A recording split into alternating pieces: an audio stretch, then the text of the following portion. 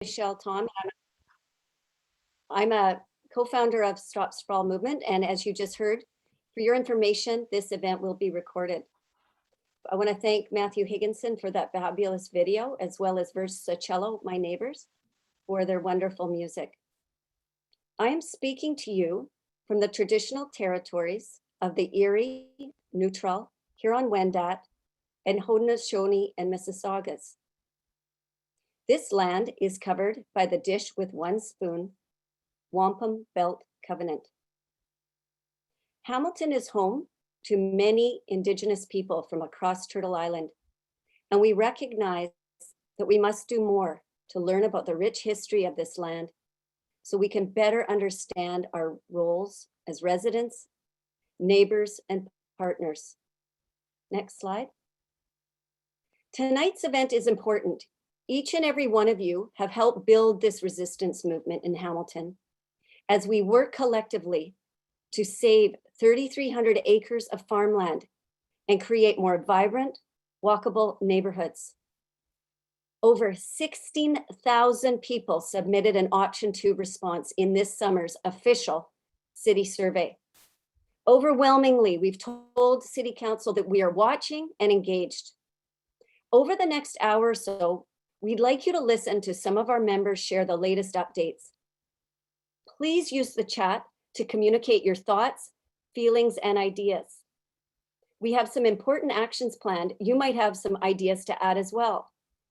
If you have specific questions, please put those in the Q&A box beside, along the bottom. Next slide. Interestingly, Ford staff dropped a bomb at City Council recently, essentially telling Council to expand the urban boundary. According to Phil Pothin, land use planning lawyer, decrees from politicians and senior bureaucrats don't fly. The laws hold weight. Threats from politicians and bureaucrats don't. Phil and others agree that we can build within our urban boundaries and meet the population target as set out by the provincial policy. But Ford was forcing the municipalities to do his dirty work. And now his government has exposed their agenda with this letter bomb. Our pressure is working. Going into an election year, making bullying threats like this against local democracy is a bad choice for a premier and for MPPs like Donna Skelly, who's actually defended his actions this week on the radio. Next slide. Thank you. The other news that shows our pressure is working is that a group of 9 development players seem to be working with an expensive public relations firm posing as a grassroots group. This slick, expensive campaign had a mail out, lawn signs, and even used our language. As you know, the strategy is called astroturfing. The group, Hamilton Needs Housing, has spent tens, if not hundreds of thousands in targeted social media ads and their publicity program. These are the same companies advocating to pave the 3,300 acres. Luckily, our own members organically started a resistance campaign on Facebook. Next slide. Folks grabbed a Sharpie and started writing on these pretend ballots. Then they posted to social media and shared their comments. Next slide. Many actually mailed their Sharpie shenanigans to the group who sent this stuff. The postage costs will be paid by those developers. We need to keep this momentum going. For me personally, anger is actually productive. We hope you use your feelings to drive action on this issue too.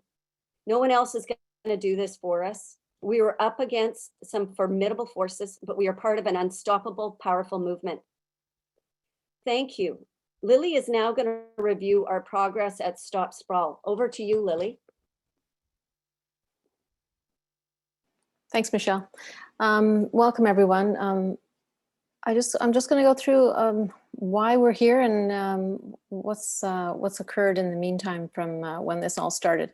The reason we're having to deal with this sprawl issue is because Ford changed the rule books on how we plan our future growth. He extended it an extra 10 years, so now we have to assign 30 years of land. When normally we don't usually go out that far. When Ford announced this, everybody started to get together and say, what are we going to do to stop this, basically? And that's when Stop Sprawl Hammond started. As you can see, we did produce lawn signs. We've so far distributed 1,600 lawn signs. Please keep them up, because we still have no decision yet from council, and they still need to see them. And a lot of people still don't know what's going on about this. We still need to educate people about the whole idea that the city is deciding what to do with land use. So March 29 was a really big day, because that's when the city was going to do this survey decision. Well, they weren't going to survey. They were just going to go with the ambitious option. And 50 delegates, 220 letters later, I think we convinced them that they should at least consult the public. How about that? And also add the option of no boundary expansion, because that wasn't on the survey at the time. So there's a little picture there, I hope you can see it, of just how many signs we had June 25th. We purchased 100 and we thought, oh, are we ever going to get rid of these signs? But we've now distributed 1,600 signs. Next slide, please.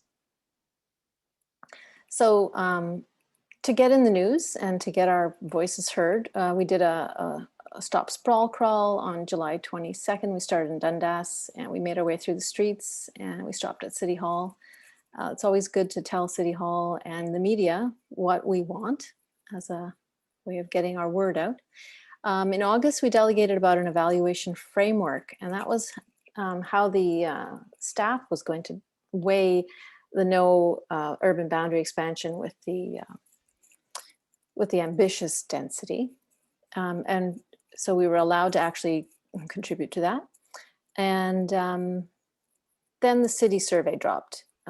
In June and July, we were allowed to actually express our wishes. You all know how that went. 90% of survey respondents voted for no urban boundary expansion. And then, as Michelle mentioned, there were some shenanigans going on between the staff at City Hall and the ministry, throwing back and forth the idea that, oh, we can't do the no urban boundary expansion. But really an incomplete technical report was submitted to the province, so we need to get them to rewrite that with all the valid information. And as you can see, on October 5th, we have a lot more lawn signs. And here you are, October 13th. And the big thing coming up was supposed to be October 25th, but staff has canceled that because they didn't have all the technical reports they needed, and it'll now be on November 9th. And I will hand it over now to the next speaker.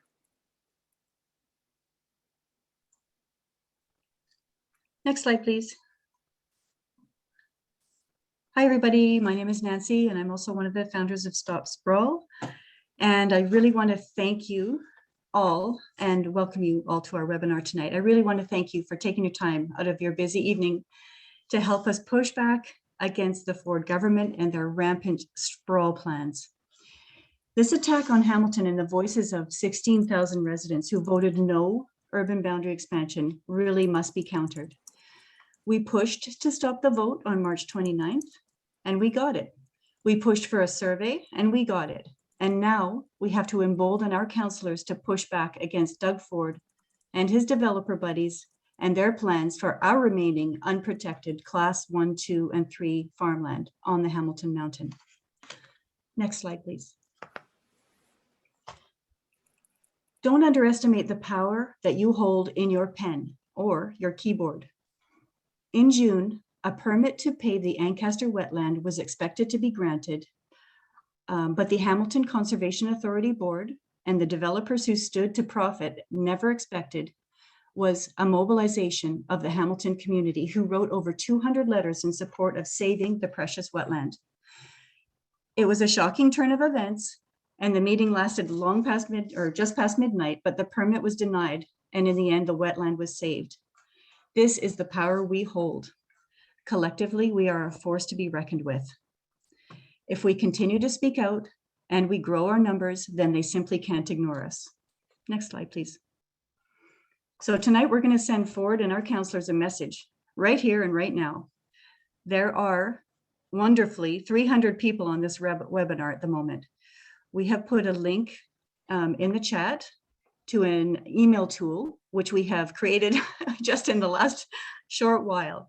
And we're going to use that email tool right now to send our message far and wide this evening.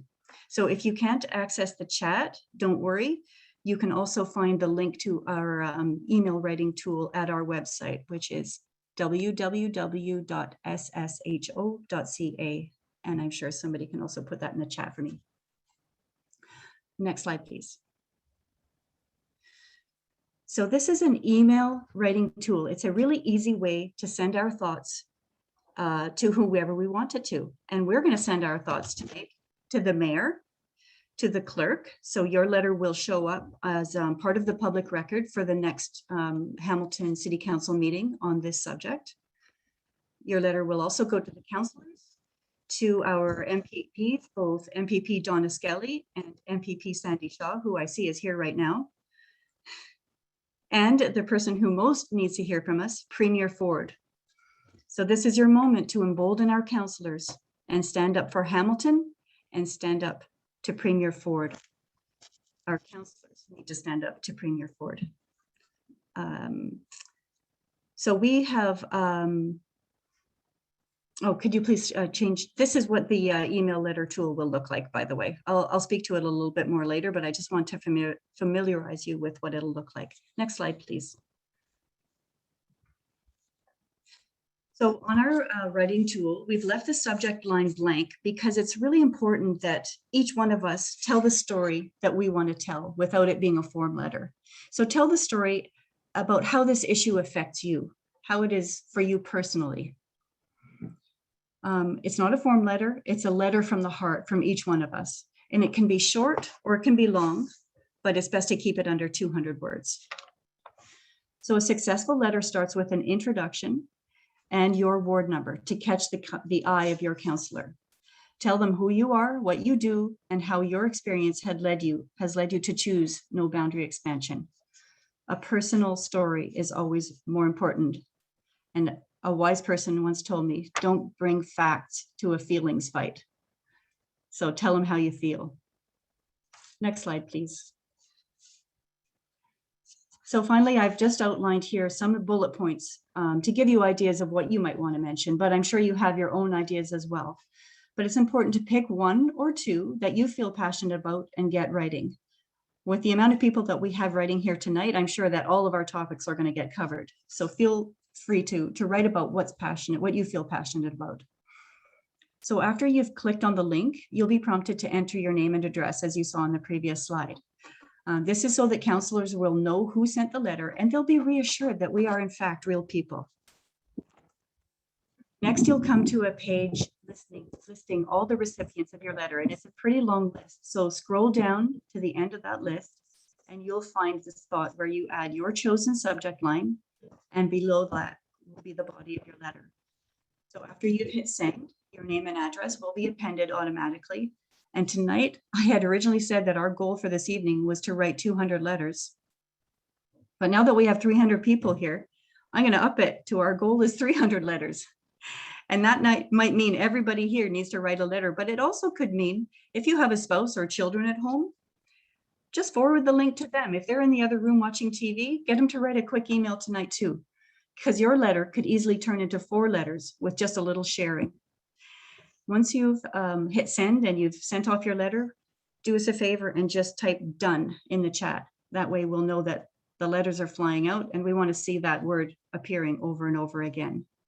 So this email tool will be available for you after today as well on our website. Please share it widely with your family and your friends because we want Premier Ford and our Hamilton councillors to open up their inboxes tomorrow morning and every morning to messages loud and clear from us, to listen to Hamiltonians and to respect our decision. And with that, I will pass it on to the next speaker, which is Zoe Green. Oh, no, actually, it's me. Oh, Hi, which is everyone. Linda Lukasik. Thanks, Nancy. Hi, everyone. I'm Linda Lukasik with Environment Hamilton, and I'm really happy to be here with all of you tonight to talk about this important issue. So I'm going to be talking along with Don McLean about what's coming up, because it's really important that we provide you with more details. So as you've already heard, the next major meeting that's coming up is a November 9th Special General Issues Committee meeting. And you've already heard from Lily that that's been bumped forward a little bit. So my little red arrow on the city's timeline is to indicate that we're not doing that in October, we're doing that in November.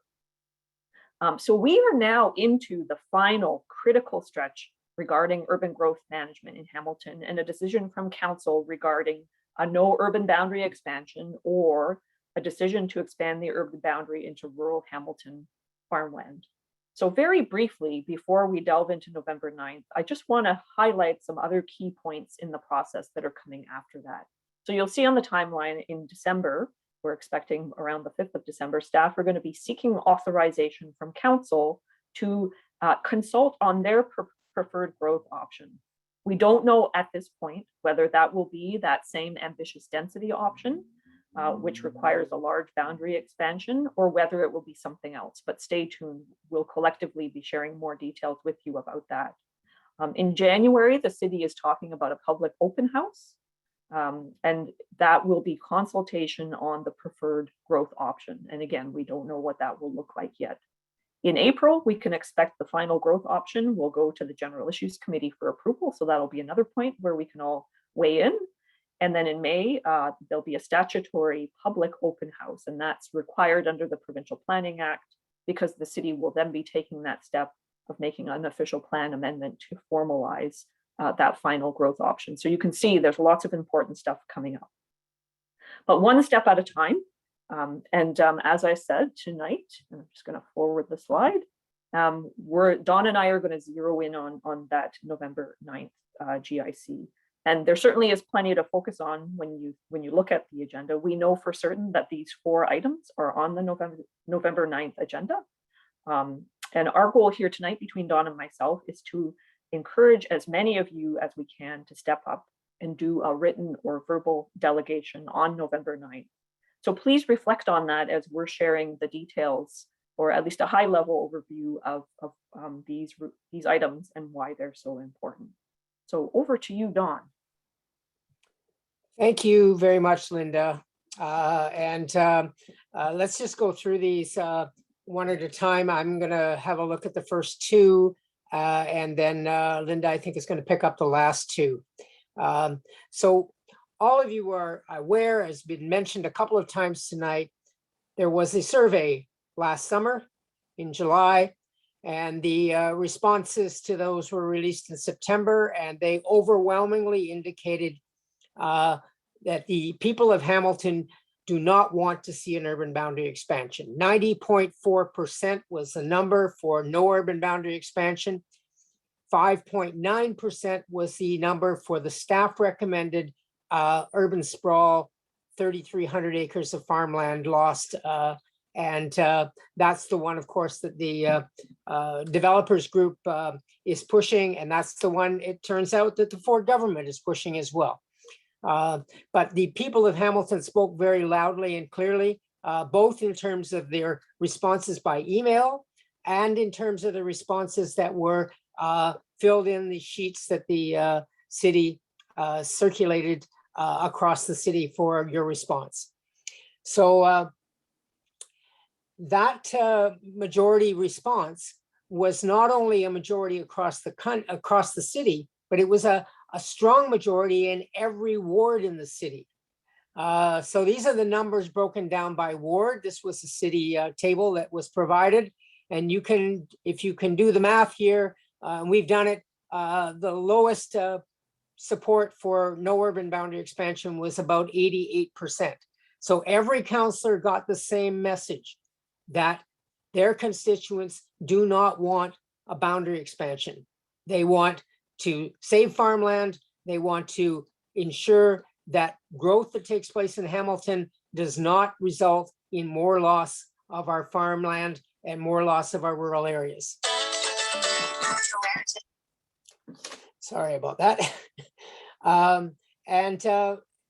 That report, while it was released in September, has been forwarded to the meeting on November 9th. So this will be the first opportunity for a full discussion of the content of that report, of what the results were. And it's an opportunity or a possibility that we will see what staff, the planning staff, have decided to do in response to this overwhelming response. They had previously done their own survey.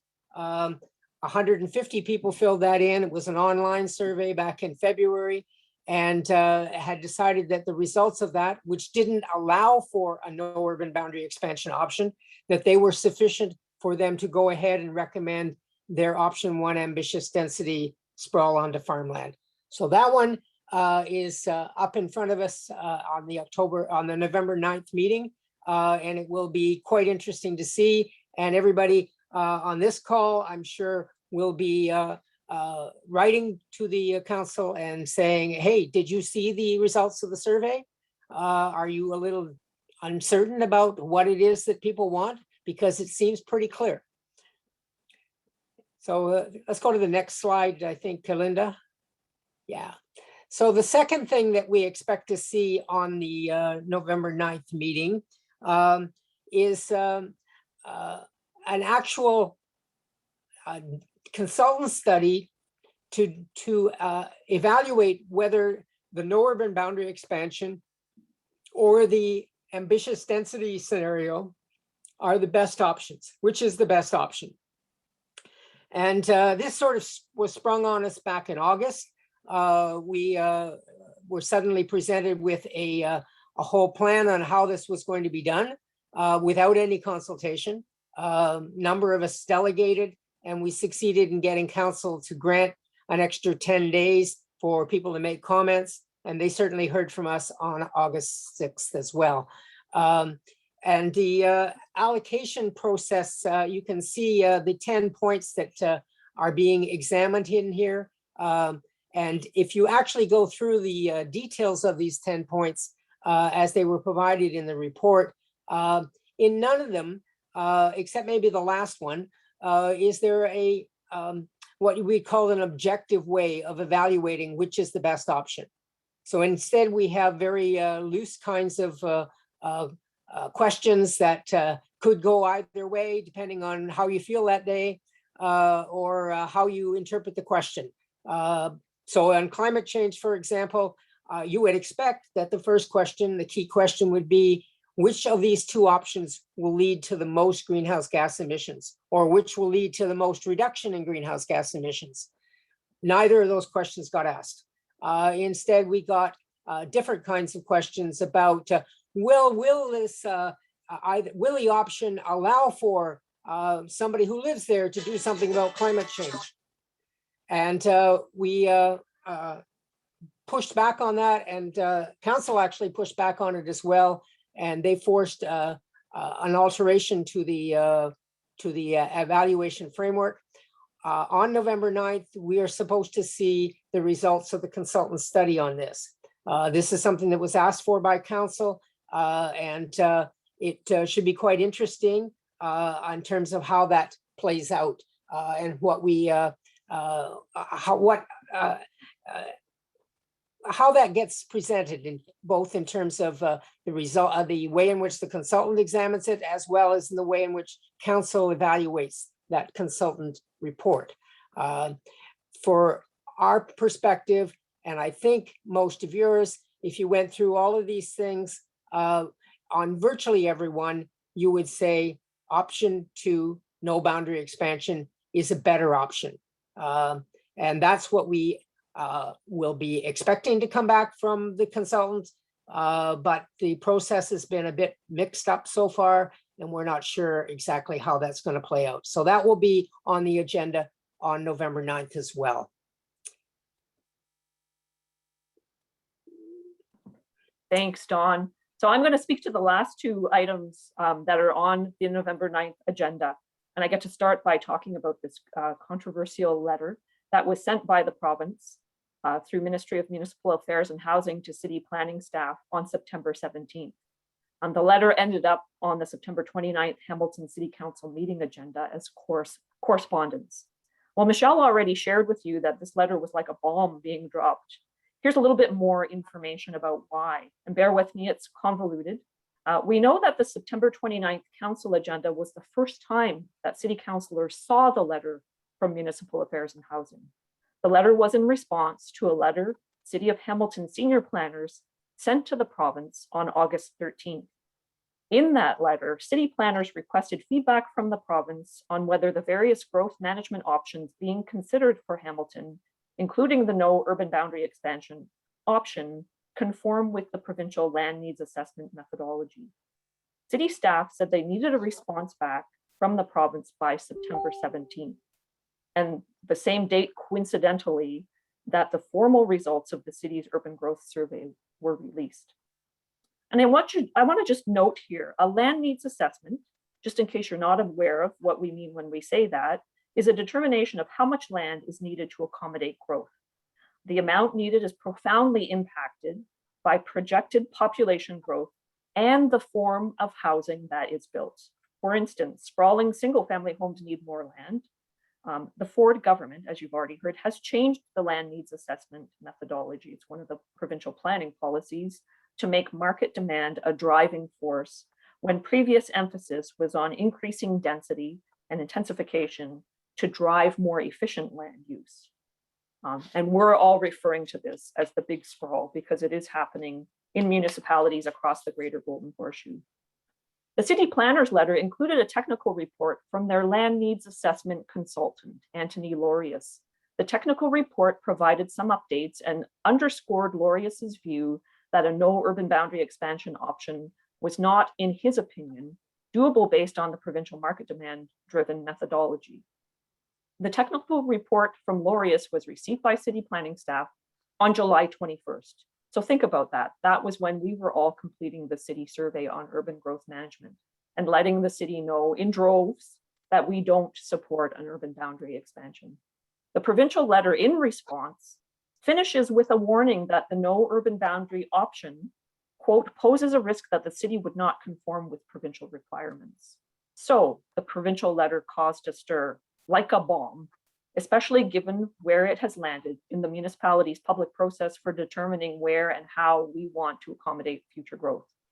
Several councillors, and you've probably seen this on social media and in the print and other major media outlets, particularly Councillor John Paul Danko, have been very vocal, accusing the province of trying to strong arm the city into expanding its urban boundary.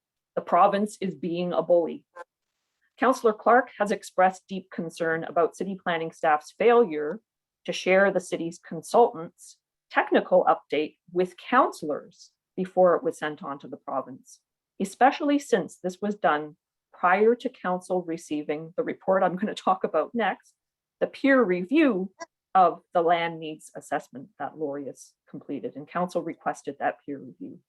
Clark argues that staff should have waited until after the peer review was done before asking the province whether the growth management scenarios being considered, including no urban boundary expansion, comply with provincial requirements. So that letter from the province has been referred to the November 9th GIC meeting. It will be on the agenda. It should be an interesting conversation. And now on to the last piece that I'm going to talk about just very briefly, that peer review of the Laureus land needs assessment. So that's being completed by a consulting firm called Watson and Associates. That peer review was secured through a motion from Councillor Brad Clark, and that motion was put forward at the June 23rd City Council meeting. And I want to point out that it was really community members who were advocating for City Council to call for a third-party peer review of the city's land needs assessment.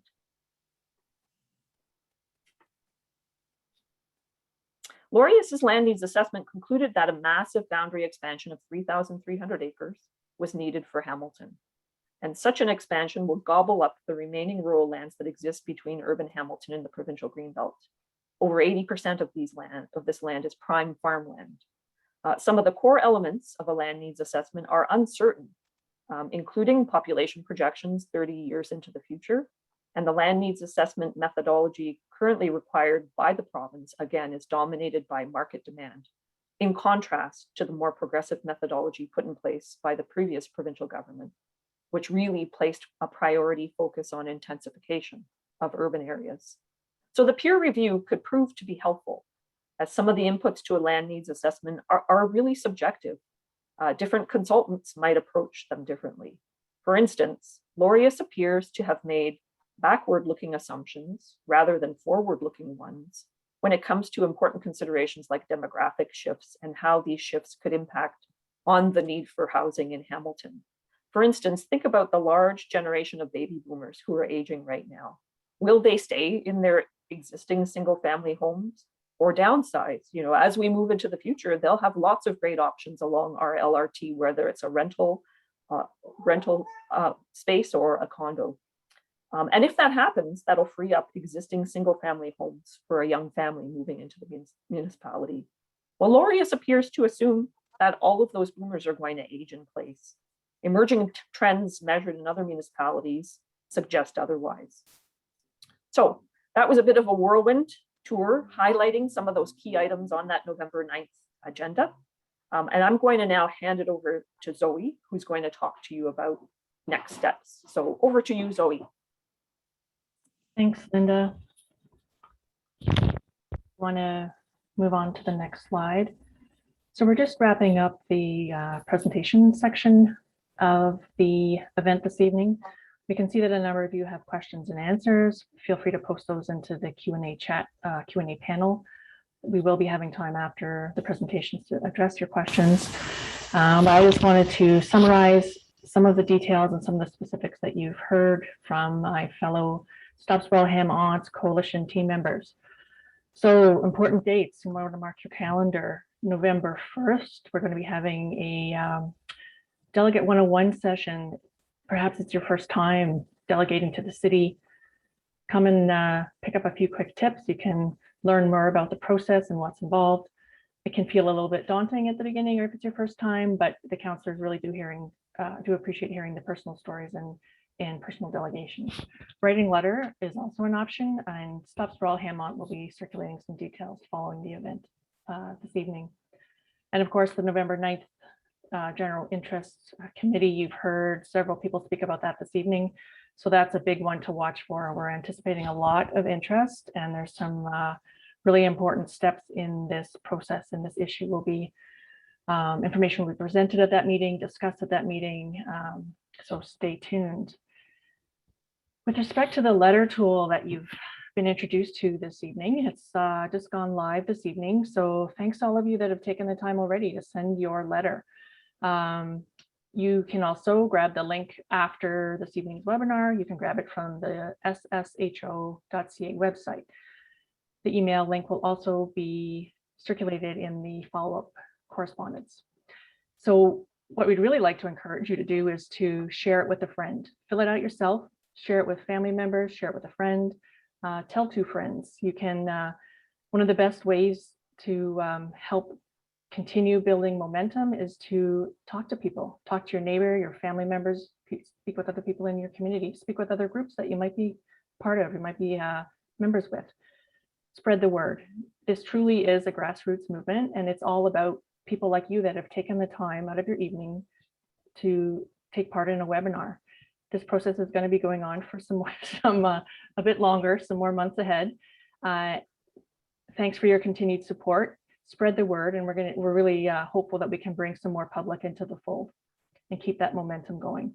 Because the fact is, that Premier Ford has been a bully, not just with the city of Hamilton, but with other municipalities across the GTHA that have been forced under similar conditions to meet very predetermined deadlines. And the provincial government being a bully, how are our councillors going to respond to that? You need to let them know. You need to let the councillors know and remind them that they represent their constituents. So also listed here are links to some of our socials. A number of you that are watching this evening are active and are members or follow us on Facebook, Instagram. For Twitter, there's just sort of a group of individuals who are frequently sending tweets, keeping an eye on what's happening. Lots of momentum in the last 24 hours, especially. So we just encourage you to keep sending your support through socials as well, and letters to the editor.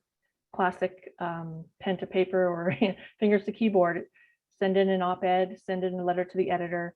Media is really picking up on a lot of the headlines, building that momentum. So save farmland. Cost of sprawl, it affects us all.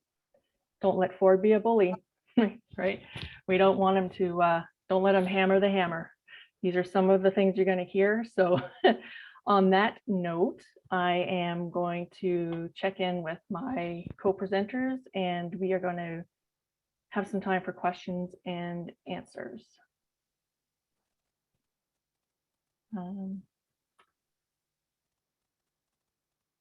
I noticed that some people in the audience posted questions in the chat, and some of us answered. I wondered if there's anyone in the audience who'd like to raise their hand and have more specifics on the questions that were asked.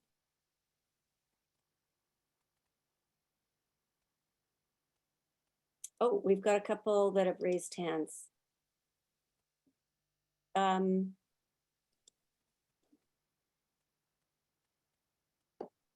I can't see who they are, though. It just says two have raised hands. Sorry. How about while you're figuring that out, I read one of Mike's questions. He says, does it make sense to visit the local Conservative MPP, that's Donna Skelly, over the next few months? And if I can help, please count on me. That would be great, Mike. Is she your MPP? And do you live in Flamborough, I guess? Because we'd like to reach out to her. I see a hand raised from Nance, and we have enabled your microphone if you'd like to go ahead with your question.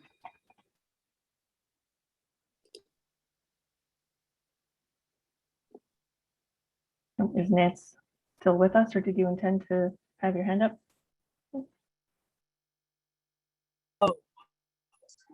Sorry, I wasn't unmuted. Can you hear me now? It's Nancy. We can, thank you. Go ahead with your question. Okay. Yeah, I was just thinking, like, I asked when the elections were, and somebody said the city one was June 2nd, 2021. I'm guessing they meant 2022, hopefully not 2023, but that's actually like 8 months away. And a lot of these processes can be kind of dragged out. And I'm wondering if it would be really worthwhile targeting the provincial election, i.e. to get rid of the Ford regime, and then hopefully get a more favorable government, like either NDP or Liberal in the province, that wouldn't bully the city the way Ford has done to Hamilton, which I think is really crossing a line. I just don't know if you're thinking along strategies like that, but you know, the survey was very clear, and it was like pretty much citywide by proportion, and it was fairly massive. So I don't think people really want to spread into the countryside, unless they're developers, of course, but or they build roads or highways. But I mean, we don't need that. So thanks for your question, we Nancy. kind of have to do, like, you know, a united front, and especially go after the provincial government that had no right to interfere with the city, as far as I'm concerned. I really resented that as a citizen. Thanks for your comments. I'm going to pass this one off to Dawn to answer. Yeah, Nance, that's a very good good point you raise. We are dealing with not just the city council, but with a provincial government that is really behind and driving this process. And the main argument that city councilors who say they are supporting a boundary expansion are making is that we have to, because the province is forcing us. And if we don't do it, the province will do it instead. So the provincial election, as you say, is on June 2nd.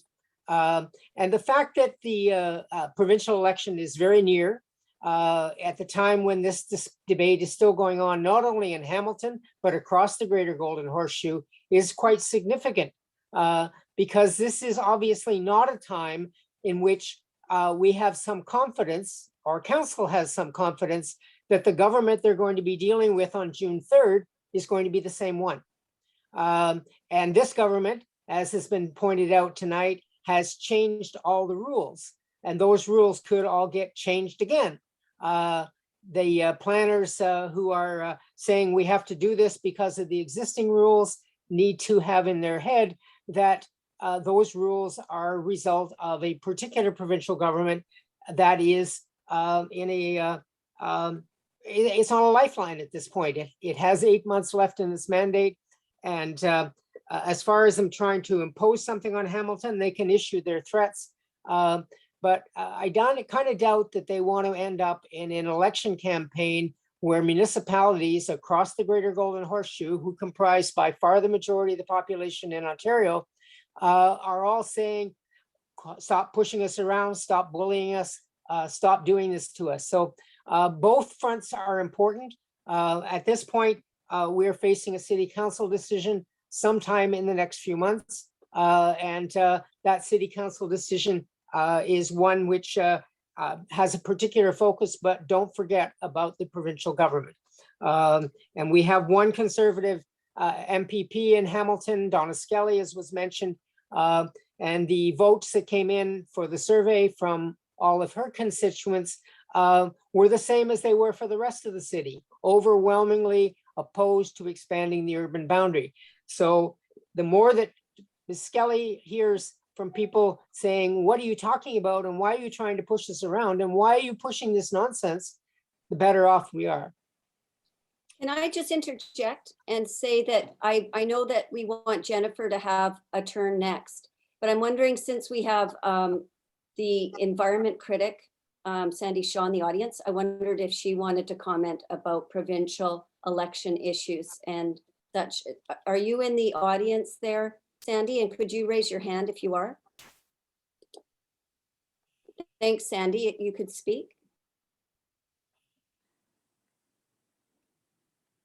You just have to unmute yourself. Can you hear me? Yeah, now we can. Thank you.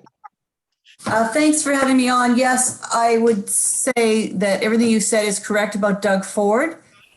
This is entirely his MO, to bully, to get his way, and the things that you talked about that he's working not for you, but for his friends are entirely correct.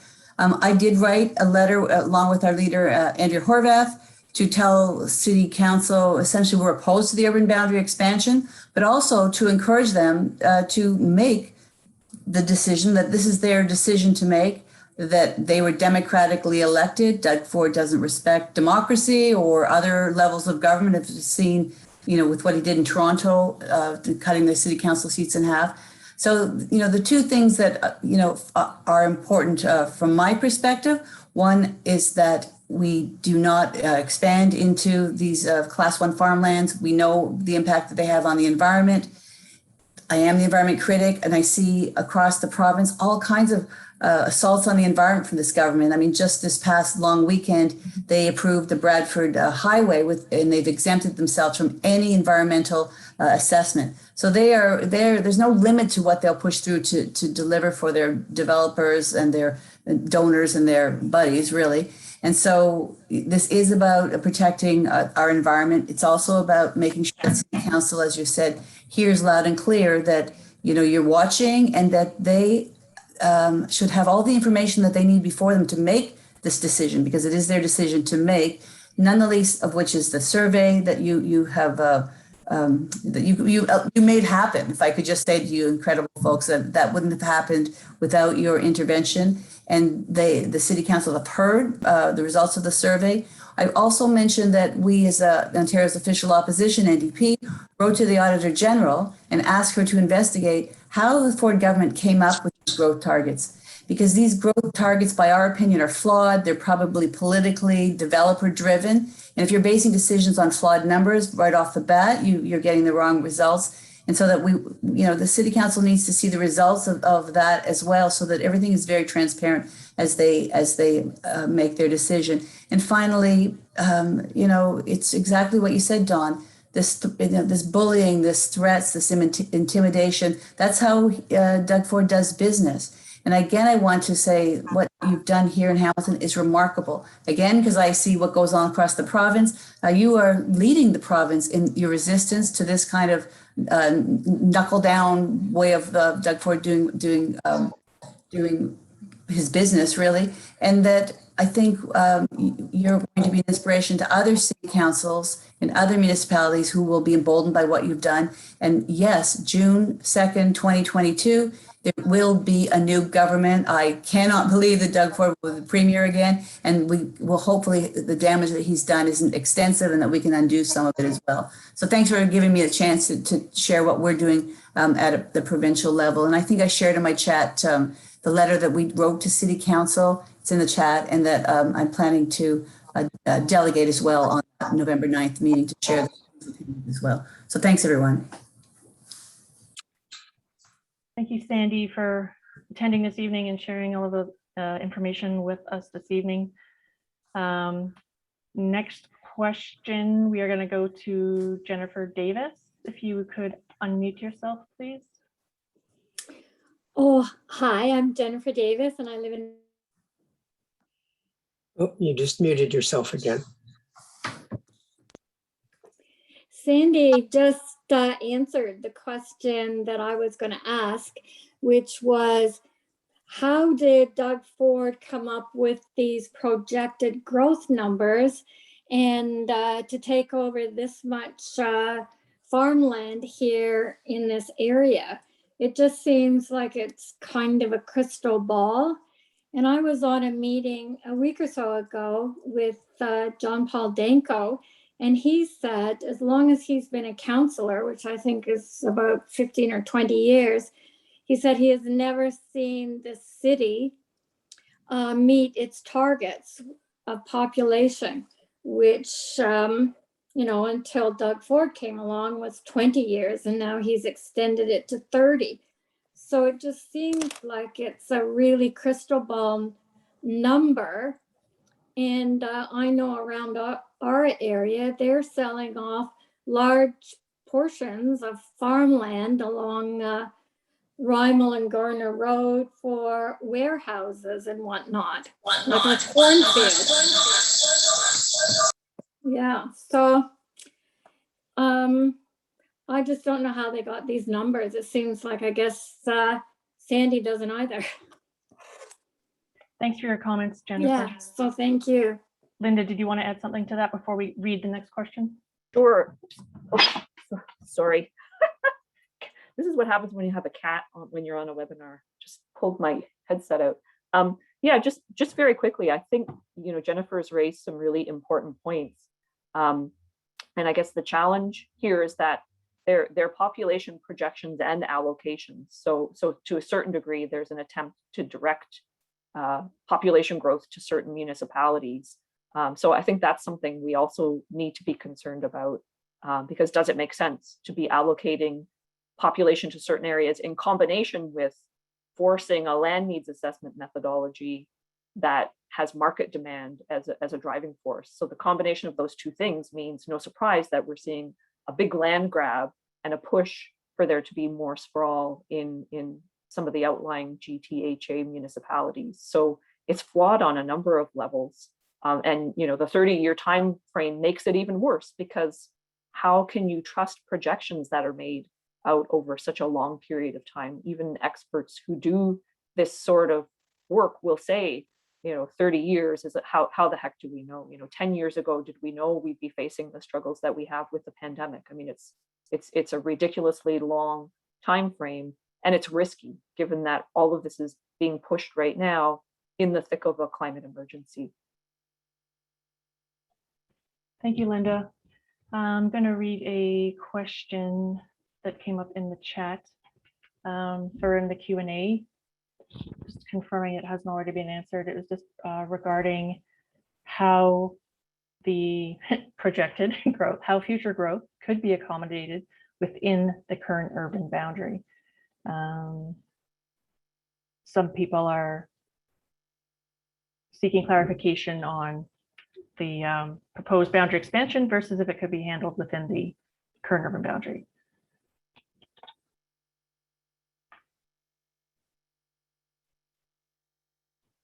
Thank you, Linda.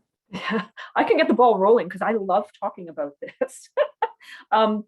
There are lots of opportunities for us to accommodate more people within our existing urban boundary. And I'm also going to say I'm not convinced that the population projections are going to come to be necessarily. And I'm not convinced that it makes sense for us to load up population growth in areas of Southern Ontario where prime farmland is going to be put at risk. And I'll say that because of the climate emergency, that's cutting our nose off to spite our face. But when you look at Hamilton, there are lots of great opportunities. You know, think about the fact that we've now got a plan moving forward for a fixed line, what's called higher order transit, an LRT from McMaster all the way out to Eastgate Square in the East End. And I can tell you along that route, and certainly at the end of that route, in my neighborhood, in the Centennial neighborhoods where the LRT will terminate, there are huge amounts of gray fields. So that's a good place to start the conversation. And we know that there's a lot that could be done to build transit-oriented mixed-use development. So I always like to tell people the Eastgate Square story. Right now, I can tell you the city of Hamilton, to its credit, has put in place a secondary plan. The public was consulted years ago. I was part of that as a resident in the area. And Eastgate Square, the owners could build along Queenston and Centennial, you know, where it makes sense to go higher density. They could build buildings up to 20 stories high with retail on the main floor.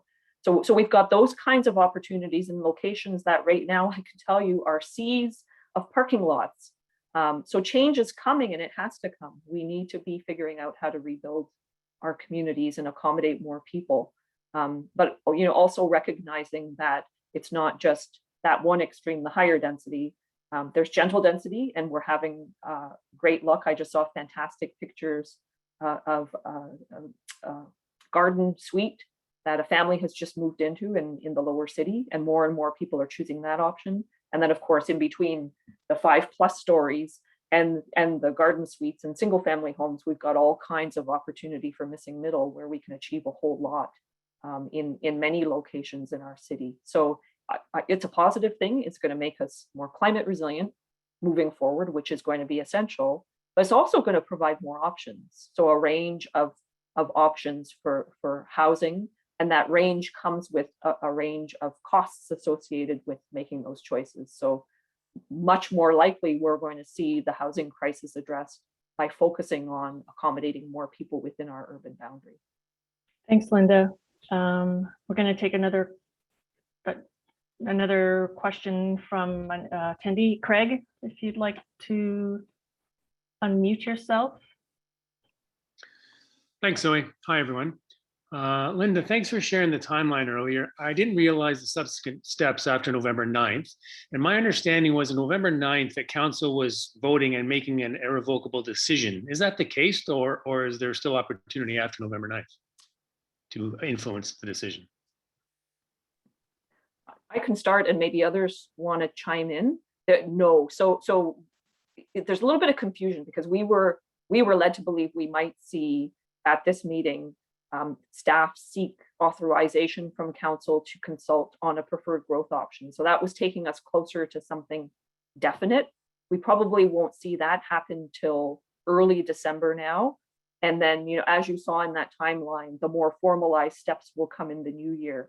But right now is still a really critical time. And that's why we're all eager to see people mobilized, because even at this November 9th meeting, some important conversations are going to happen around those reports that Dawn and I talked to all of you about. So we're urging people to write as delegates or appear if you can, and share your concerns about where the municipality is heading, and urge the right choice to be made for all of us now and for future. But I see Don had his hand up, so he may want to add more to what I just said. I just wanted to emphasize that these timelines keep shifting. And back in March, when many people delegated and we convinced the councillors to order a mail-in survey across the city, staff were already ready to make the final decision then. They had presented their option, which is now referred to as the so-called ambitious density scenario. That was the only option that they were recommending. They had not even considered or didn't offer to council the option of considering a no urban boundary expansion. The reason that changed was because of us, because of the people of Hamilton, the 50 delegates that went and spoke there, the 150 people who wrote letters, and all the others who got in touch with their councillors and put pressure on through the media, through whatever method they had, to say, hey, we don't want to see a loss of farmland. We don't want to see more sprawl going out onto class 1 agricultural land. We need our food lands. We're facing a climate crisis. We know that the food lands will be critical to our food security. And we know that more sprawl means more climate problems. People driving further. So that was we made the difference on that as citizens of this community. We forced that urban boundary, no urban boundary option onto the table. And that option then got overwhelmingly supported by the public, as we expected it would, because it makes so much sense. The expectation that they were going to have a final decision in October, which was announced months ago, then has faded away as well in the wake of the outcome of that survey, and in the wake of the interventions that were made with respect to the how they're going to determine which is the best option, the intervention that was made by council forcing a peer review. There are a string of things that continue to push this decision further out. And that's not a bad thing. The reality is, even with none of those things, the deadlines set by the Ford government are illogical and unrealistic. And we've already heard that at least one other major municipality has told the Ford government, we can't get this done.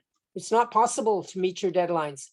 And they were told, at least verbally, by the provincial officials, oh, well, okay, just do your best. But in Hamilton, we get a letter from the Ford government saying, you must decide this, and we're dictating which your option is. So we won't, right now it's in December, that we think there may be a final decision pushed by the staff in terms of council having to decide. That may get pushed off as well. And the movement that is coming to being to stop sprawl, to save farmland, is the reason why these things are being pushed back, because it's becoming more and more complicated to try and answer all the questions that didn't get asked before and are now being asked by everyone. Thanks for that, Dawn.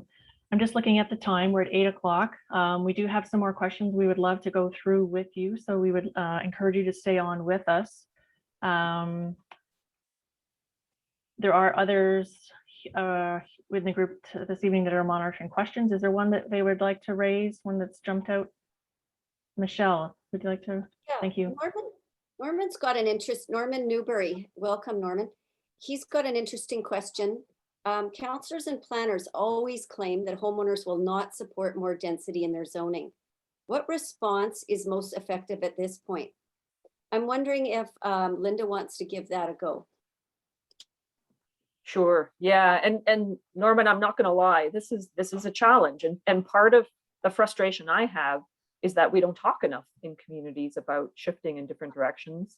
And we're slowly starting to see more examples of what it's going to look like if we shift in those directions. And I'm going to give human beings the benefit of the doubt and say that as we all see it and feel it, or try to envision it, that we're going to be more welcoming of those changes. And I'm going to talk again about in my neighborhood, and I can remember the conversations that we had around how we all envisioned the Centennial neighborhoods changing. And I was really pleasantly surprised by how open people were to shifts. There were, I'm going to be honest, there were very serious conversations about existing neighborhoods and context, and how do we make sure that if we shift in a direction where we're going to see higher density, it's done in a way that doesn't create, significant conflicts. Like, you don't want 30 stories beside single family homes. But I'm going to say to you, what we need to be pushing for is more opportunities for people to learn about, and ideally to experience what do the alternatives look like. You know, I know it in our we did a walkabout recently in Centennial neighborhoods to help people to start think about gray fields, and the best I could do was hold up a picture of artists' rendering of some pretty amazing changes that are coming in the city of Brampton around a gray field, a sort of not so thriving suburban shopping mall. And I held it up and said, can you imagine, you know, if this is what we had here in the east end of the city? And I think that's the kind of thing that we need to do, because you do hear about one-off situations, even in Hamilton, where people are pushing back even against 3 and 4 stories. And I really believe that's rooted in a certain level of lack of understanding. And I'm going to say the challenge we have is that we don't have those wonderful options to see around us yet, and to understand. And we all need to push for that. The climate crisis demands that we wrap our heads around this. Dawn's just going to add a quick word to that one. Yeah, and then if we'll I go to the can, next question. the financial reasons have not been explained to the public either. The reason we have a massive shortfall in maintenance of existing infrastructure that's now approaching $4 billion is because we've lost a lot of population in the older part of the city. If you take the area from Mohawk Road to the harbor, we've lost 60,000 people in the last 50 years. The population has fallen by that amount. So we don't have the same number of taxpayers to pay for the maintenance of our existing infrastructure. And that's what sprawl does to us over and over again. It continuously pushes into a bigger city, but doesn't actually address the financial costs. I live in, Norman, you and I live in the same neighborhood. We're up in Kirkendall, I think. And one of the features of that neighborhood is it has pretty good density. And it is also a highly attractive neighborhood. Lots of people want to live there. And one of the reasons is when you have higher density, you have more amenities that are available right in your neighborhood where you can walk to them. We have a market that just opened in the last few years on Dundurn at Aberdeen. We have a farmer's market on Lock Street. We have a growing number of restaurants in the area. So those things happen when you have enough people in the neighborhood to patronize them and make them a success. And when you see businesses closing and schools closing, the reason is that we're losing population. We don't have sufficient density in order to be able to do that. And those discussions, I haven't heard that from the city. I haven't heard them going out and explaining to people, look, there's two sides to this question of maybe you don't like the look of something, but this is what it will do for your neighborhood. So balance your understanding of this. Thanks for the question, Norman. Nancy, is there a question that you caught, that you picked up on in the chat that you'd like to read out? Well, just wanted to continue, like there's been a lot of people talking about the Hamilton City Council, and I have no faith in Hamilton City Council. Like even the ones on council that have their heart in the right place don't seem terribly competent a lot of the time. And I mean, somebody like Brad Clark that's now with the Ontario, he got a, he's running, no, he won in the national election. He's going to represent Liberal. I remember sitting in a meeting about development, and he's like, you know, shooting like people, people like me were against redeveloping a certain part of the neighborhood. And like, he's just like ignoring us and shooting us down. And I'm thinking, how can we put our faith in these so-called elected people when they're barely competent, a lot of them? Like, I know they have to do some work, but how can we like get more competent people on council? Like that's why I was also asking about when the city election was, because we need big change on council to get, just to get common sense things like stopping sprawl, which is what every place in the world should be doing, frankly, with a threat of climate change and everything just like lurking over us. But I mean, really, we have to know what we're working with and do an end run around them or something, or convince them somehow that they need to change, or they need to actually do their homework and, put a stop to some of this stuff, like Ford interfering in our city when he has no actual right to do so, if you ask me. And that's part of the Anyways, message that's a that rant. yeah, thanks for sharing your Sorry, I'm thoughts. ranting, but really, like, how, like you people, obviously you have your heart in the right place.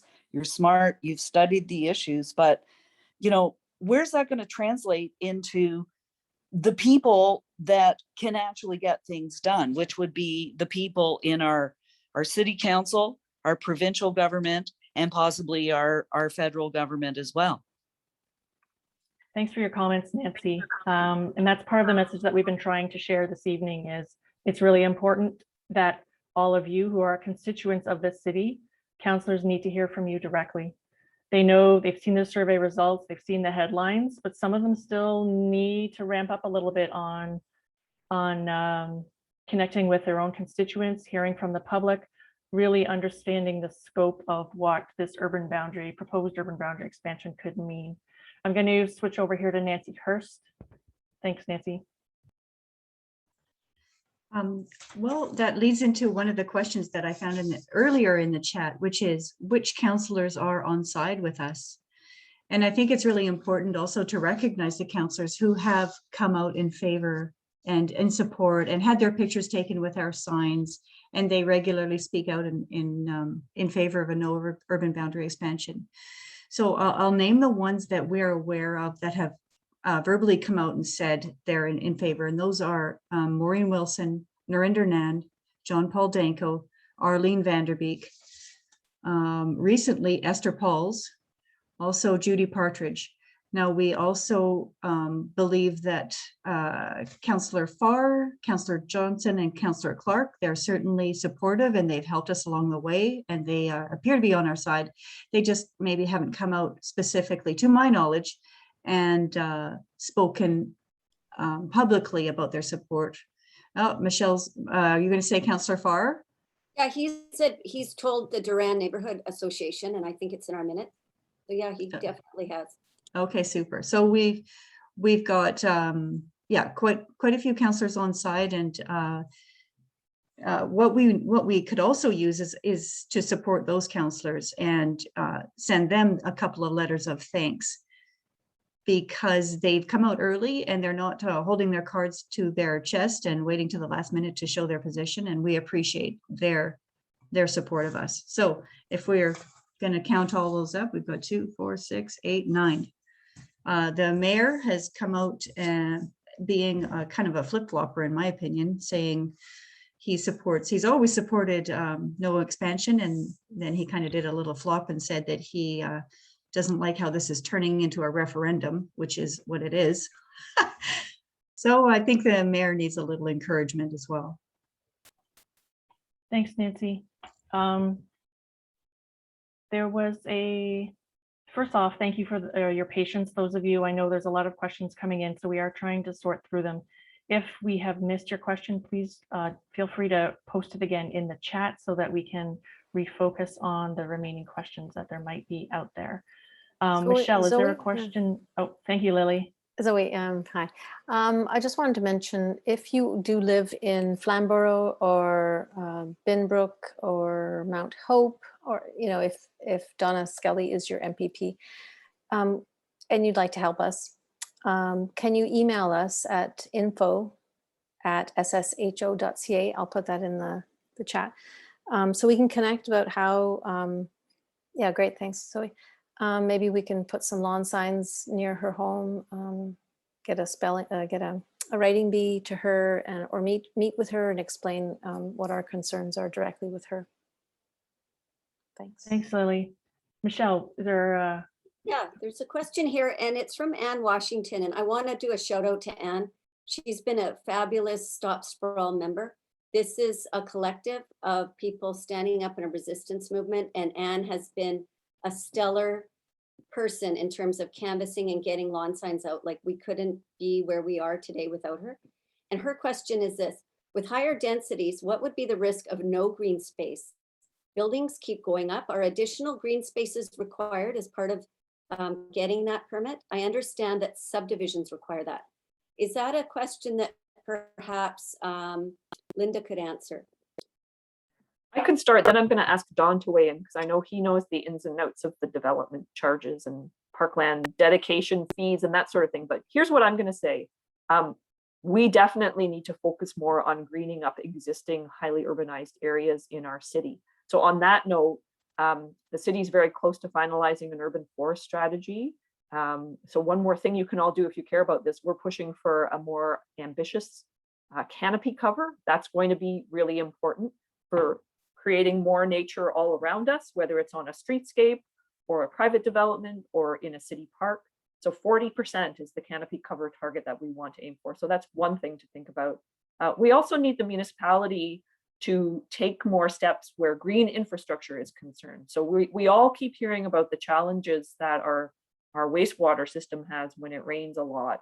And the city could be incentivizing things like green roofs on new buildings to help to mitigate some of those impacts.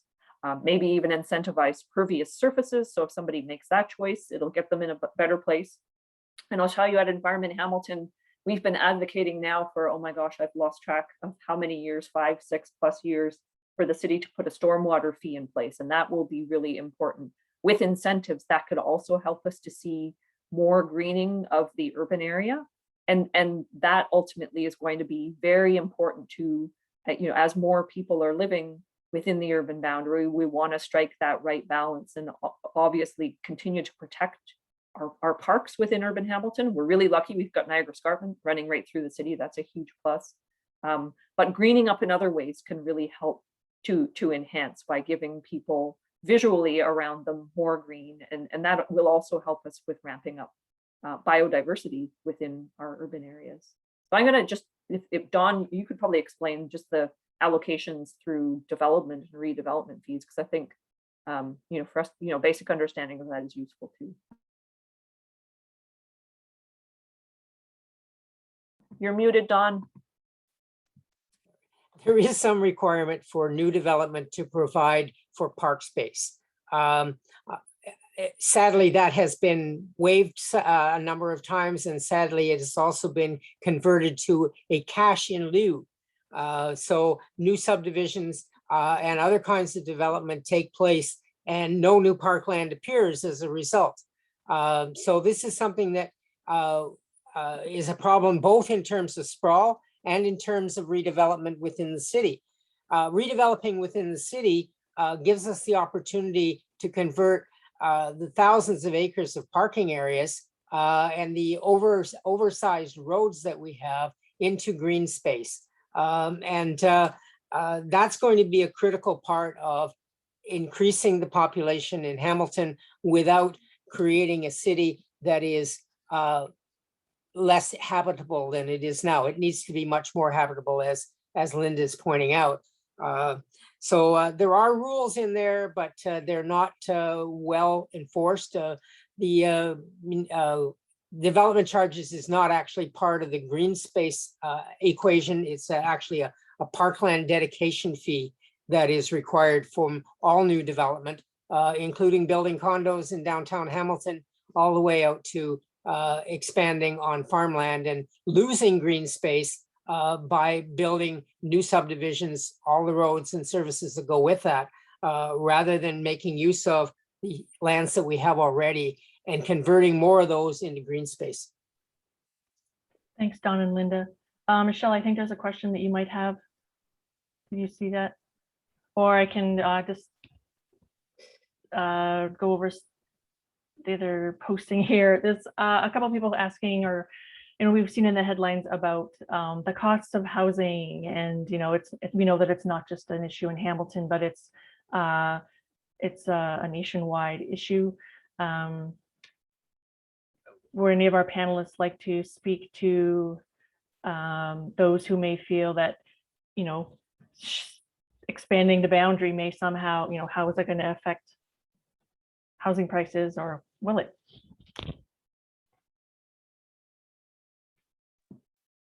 Thank you, Linda. Start. So I think that the cost of housing is a really interesting and challenging problem, and there are lots of elements there that we don't talk about enough publicly. So one thing that I've been learning a lot about is the financialization or commodification of housing. And that's something that the more you read about it, it's like, this is crazy, where, you know, in the States, there are Canadian pension funds that have bought up entire housing surveys and they turn around and they're renting because right now it's a safe investment. So that's a very convoluted piece, but it has real impacts on the ground for real people. So we need to be talking about that. And it happens on large scale and small scale. So, you know, you have people who purchase properties and leave them empty, for instance. So I know the municipality is pursuing a vacant property tax, and I think that's important. That's going to help us with ensuring that all of the housing in our community is accessible to people. I think the other thing we obviously need to be talking a lot more about too is affordability, especially for the most vulnerable people in our community. And so one piece, for instance, that again, you know, I'm doing my best to get up to speed on understanding, and you know, we've got partner organizations that we work with in the community who are much further along in understanding this, are elements like inclusionary zoning.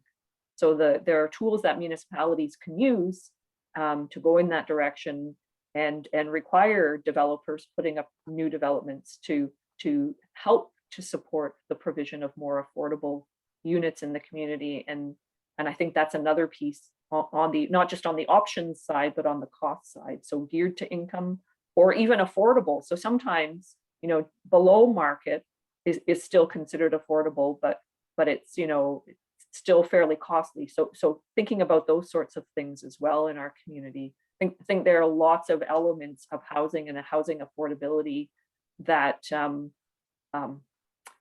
there's not full openness and transparency, let's put it that way, when you hear developers saying, oh, we just need more land supply and all the problems will be solved. Well, I don't think any of us on this panel tonight would agree with that assertion. In fact, head out to the suburbs in Hamilton and see what kind of affordability you'll find out there. Yeah, that's a really important point, Linda. And whatever decision council ends up making, the population expectations don't change. The amount of housing is going to, in theory, be the same, whether you put it out on farmland and lose food land and rural lands, or you put it inside the urban boundary. So the total amount of housing has to address the question of the population as it comes in. And if you look around where affordable housing is now in Hamilton, it certainly isn't out in the sprawl areas. And the developers who own these areas in Elfrida and out in Glanbrook and so on, and want to convert all this into new subdivisions, are not interested in building houses that people can afford. They're interested in building houses that they can sell for the highest amount possible. This is not a small matter for the people who own those lands. They bought the lands cheap. They bought them years ago at the price of farmland, and they are really eager to convert them into subdivisions. And the price of land that they will be able to recoup from those will be multiple times what they paid for that land. And the people who will end up going there to buy those houses are looking at $1 million houses and more. The more expensive the house is, the more profit the developers who are pushing for the expansion are going to make. So if we want affordable housing, if we want housing that serves the whole population, it makes so much more sense to build it inside the urban boundary.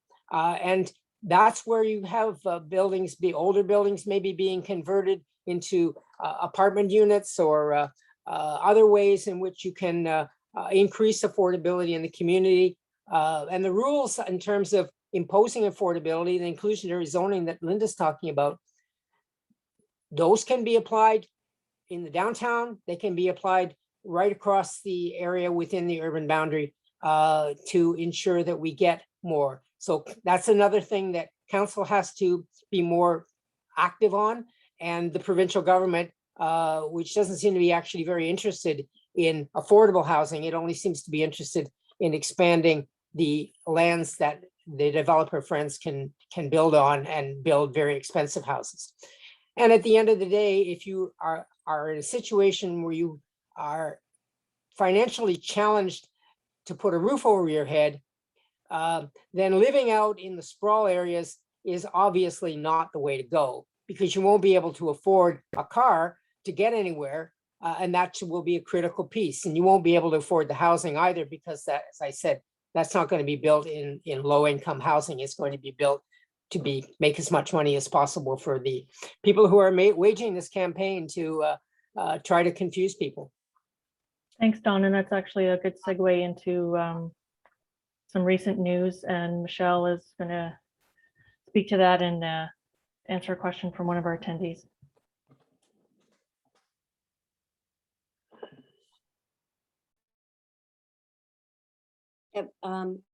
Is the question there, Zoe? I can read it out again if I sent it in the direct message, but no. Okay, I can read it then. Oh, sorry. Sorry. So if I can find it again, sorry. It's regarding some information that was released today. There was some media coverage. It was a topic of lots of tweets, perhaps raised in the TVO show that I know lots of you are going to watch on YouTube later on the agenda. But it has to do with a Nanos poll and some of that content. So our comment as a group has been that it's interesting that the survey closed at the end of July.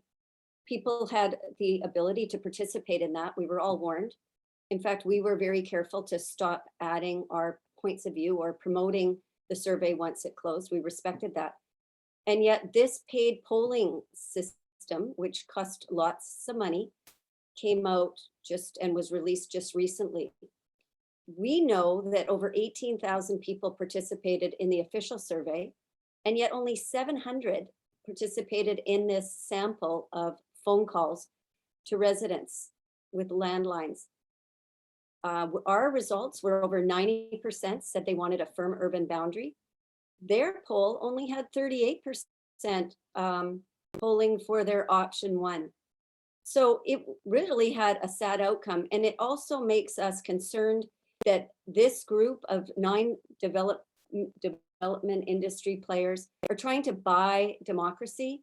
They're undermining our democracy through the official city survey. And we want councillors to respect the democratic decisions that were made by Hamiltonians, not the wishes of developers. Developers, as Councillor Danko said, should not be able to buy democracy. In every single ward, as Dawn said earlier, it was clear, an overwhelming majority chose the no boundary expansion option. And I'd add too that when this polling was done, and our information is that it was done in August,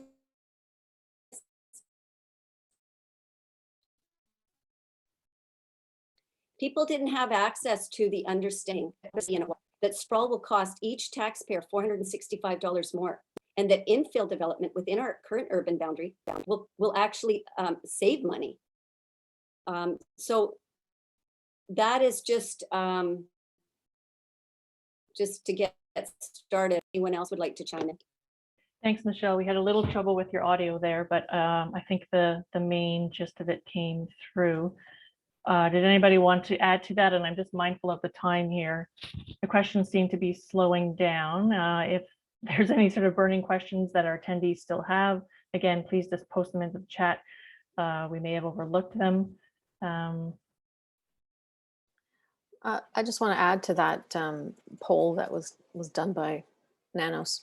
They were asked. They asked people if they supported more homes be built, homes and apartments built in their neighborhood, and 52% supported that, and only 41% opposed. So that shows that there's still room for intensification, and also for just giving people those options of putting stuff in their neighborhoods.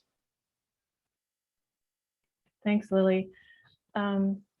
It's come up in the chat a few times in the questions in terms of studies or reports, whether it's some nighttime reading or sort of getting up to speed on some of the background content.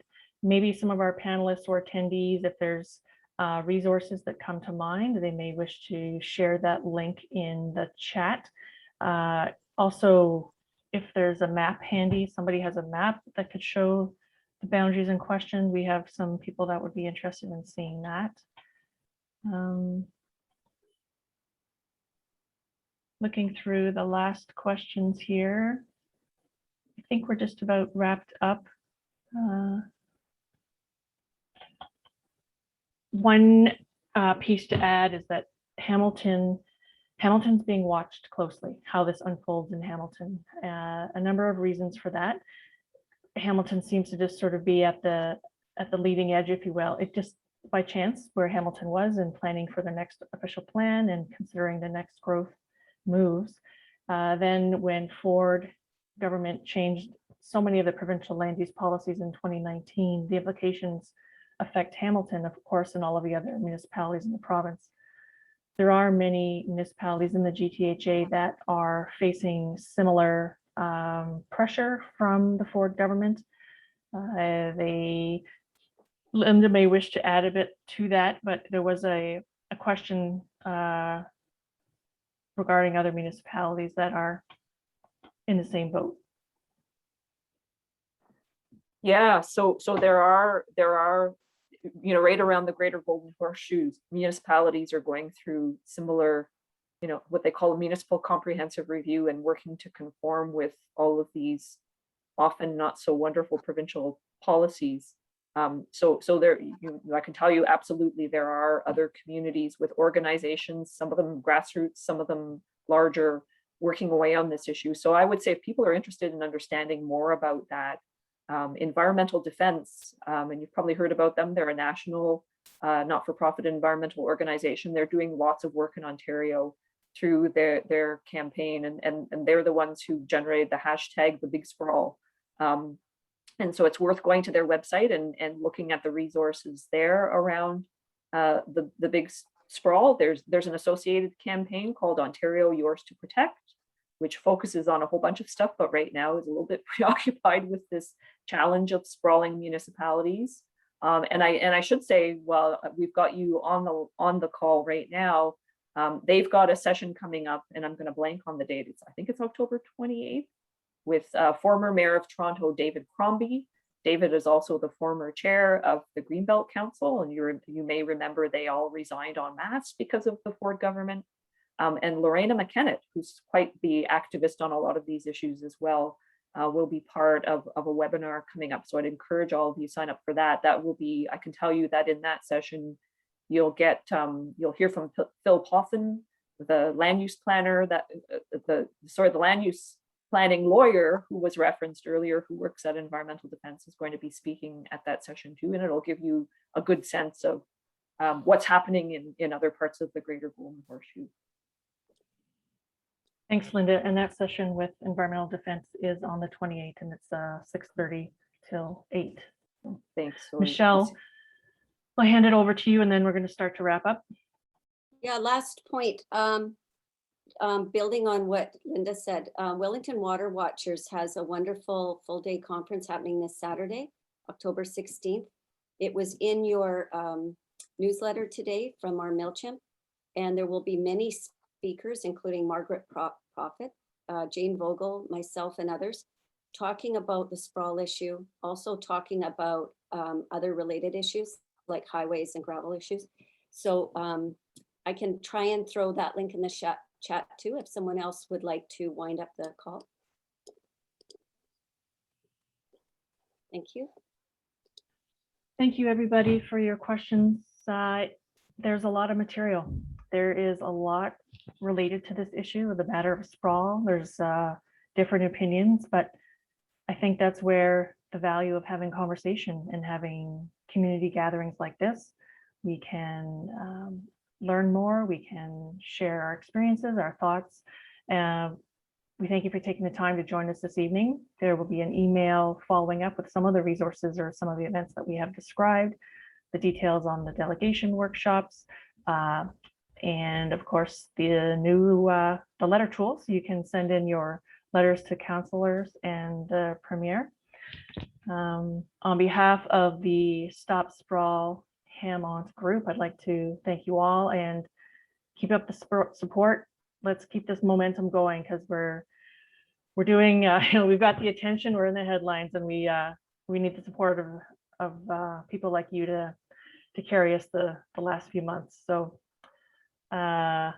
wishing everybody a good night. The Stop Sprawl website is ssho.ca, and we'll leave it there. Thank you.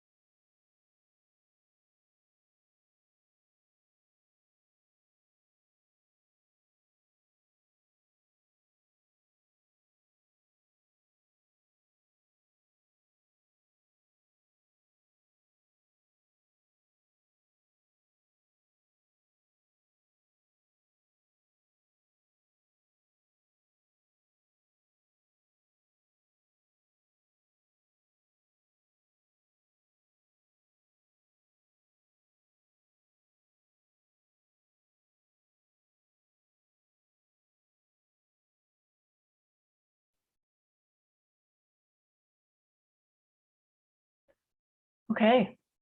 Do you guys hear me now? Hi, Alex. Yeah, we're almost there.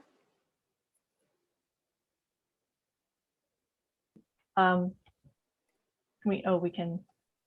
Sorry, Alex, there I unmute. You should be able to unmute yourself now. And then the other remaining, I'm unable to interact with. So.